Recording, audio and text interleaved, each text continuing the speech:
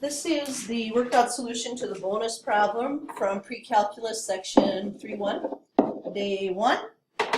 And we had one like this in the notes, but I wanted to work this out because someone had asked that they see the whole thing again. This one has a nice little fraction in here for us to deal with. So our 2 points here are -5 and 1/8, and then 4/8. And because we want an exponential function, we remember that comes from y equals a times b to the x. But we need a and b in order to get that, and what we've been given is x's and y's. So we have two unknowns, which means two equations. In y equals a times b to the x, where we're using the -5 and the 1/8, we would get 1/8 equals a times b to the -5th power. So now dealing with that, I recognize, well, this isn't simplified because we have a -5th power there. That b to the -5th is something we're going to want to change. So that'll be 8a times 1 over b to the 5th. And if we actually do that multiplication, 1/8 will equal a over b to the 5th. Now, we're going to leave that for just a second and go over the other point, which in y equals a times b to the x would be 8 for y equals a times b to the 4th.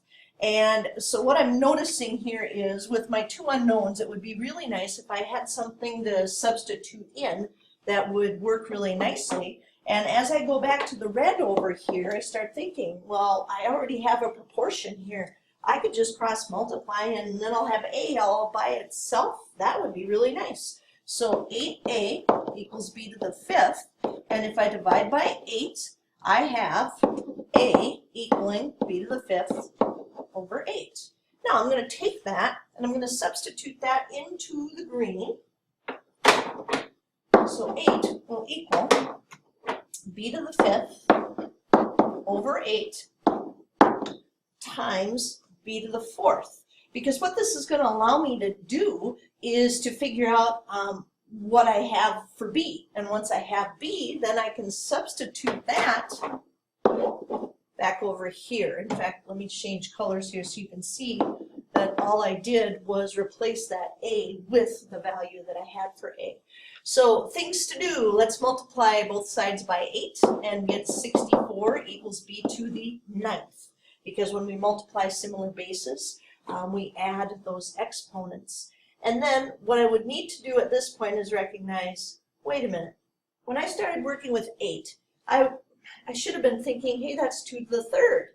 And now that I'm working with 64, in order to do these problems so that they are nicer to work with, we'd like a smaller base. So I realize, okay, 2 to the 3rd is 8. Oh, let me write that so it's readable. 2 to the 3rd is 8. So 2 to the 4th is 16. 2 to the 5th will be 32. I put my 2 and my 5 together in there. And 2 to the 6th would give me 64. So this is really 2 to the 6th equals b to the 9th. Got to get my hand to keep up with my brain this morning. So now I would want to take the 9th root of both sides, but things are getting interesting here. So instead of 9th root, I'm going to raise this to the 1/9 power and see what happens with my powers.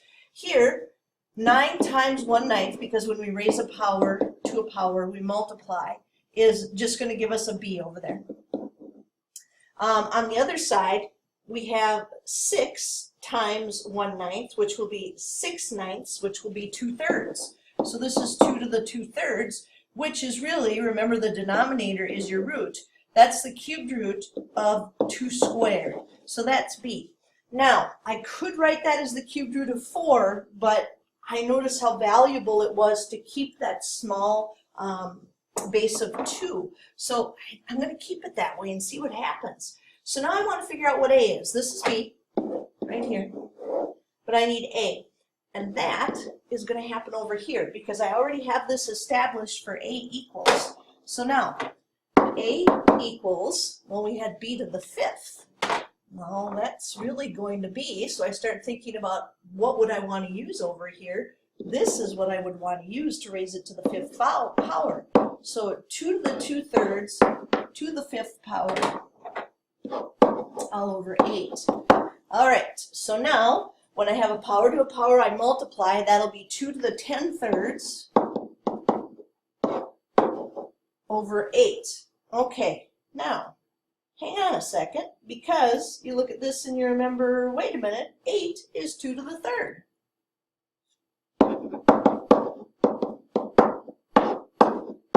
Well, it sure would be nice if we could go ahead and simplify that so that we have 1 base of 2. Well, absolutely we can. This is division, and when you divide similar bases, you subtract the exponents. So 3 is the same thing as 9/3. So if we take 10/3 and subtract 9/3, we will get 1/3. And that makes A the cubed root of 2. So now we go back and we write y equals a times b to the x. So let's see what we had here. Y equals, our a value is the cubed root of 2. And let's go back and get that b value that we had up here, which was the cubed root of 2 squared. And then that was being raised to the x power. Now, in simplified form, the cubed root of 2 squared is kind of weird. So, not that this is wrong, this is a correct answer. But what we would want to do here is make sure that somebody knows, all right, we've got this cubed root of 2, but then we have this cubed root of 4, and that's going to be raised to the x power, not the whole thing, just that one. And again, we're not combining this portion with this portion, because this one has a power and the other one doesn't. You know, we need to have those like terms going on. And order of operation says that we would have to do this exponent first before we multiply by that cubed root of 2. So you do not incorporate that into this system. All right, so that's your answer. As lovely as it is, right here, that would be the answer to the bonus problem. Again, this one is not wrong. It's just going to look, you know, we talked before about how we try to have our answers be elegant, and leaving 2 squared under a radical when we know that 2 squared is 4 would not be considered elegant. So there's the bonus problem.